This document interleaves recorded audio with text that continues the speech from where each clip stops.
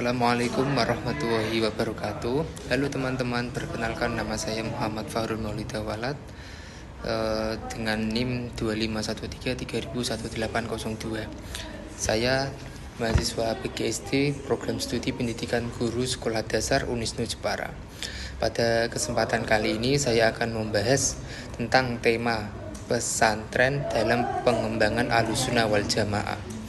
Pesantren sebagai pusat transmisi keilmuan, sanad, akhlak, dan tradisi.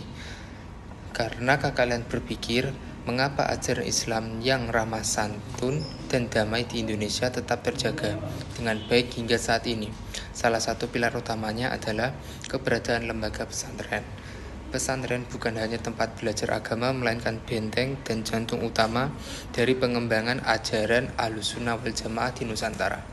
Lantas, bagaimana pesantren menjalankan peran tersebut? Mari kita bahas bersama. Penjelasan materi, secara historis dan metodologis, pesantren memegang 4 peran kunci dalam mengembangkan ajaran Aswaja.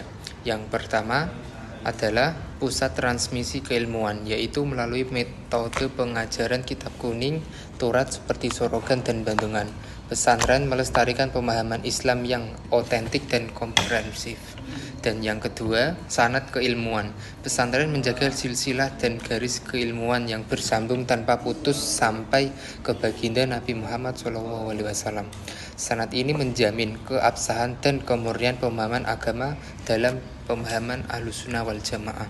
Dan yang ketiga adalah pusat pembentukan akhlak. Dalam tradisi Aswaja, ilmu harus dibingkai dengan adab melalui beberapa metode, yaitu metode pembiasaan, sikap tawaduk, dan rasa hormat kepada kiai atau guru. Santri diajarkan untuk mempraktikkan moralitas tinggi. Dan yang keempat adalah penjaga tradisi Islami. Pesantren berhasil melestarikan budaya dan tradisi lokal, bernafaskan Islam seperti pembacaan sholawat, tahlil, dan maulid, serta manakiban untuk memperkuat nilai spiritual dan sosial dalam bermasyarakat. Di era digital dan keterbukaan informasi seperti sekarang, tantangan keagamaan semakin kompleks dengan munculnya pemahaman radikal dan berita-berita bohong yang ada di media sosial. Kita sebagai mahasiswa melihat bahwa peran pesantren kini semakin kontekstual. Pesantren menjadi benteng saringan, filter dari pemahaman ekstrim, serta mengajarkan kita untuk menyaring segala informasi dengan sikap tabayun. Saat ini santri dan generasi-generasi muda juga memanfaatkan media sosial untuk mendakwakan ajaran-ajaran Aswaja yang ramah, sejuk, dan moderat ke ruang publik digital. Ada beberapa 4 nilai utama Aswaja yang secara konsisten diajarkan dan dikembangkan oleh pesantren. Yang pertama, ada tawasud, yaitu moderat, mengajarkan sikap di tengah-tengah dan tidak ekstrim dalam beragama maupun berinteraksi sosial.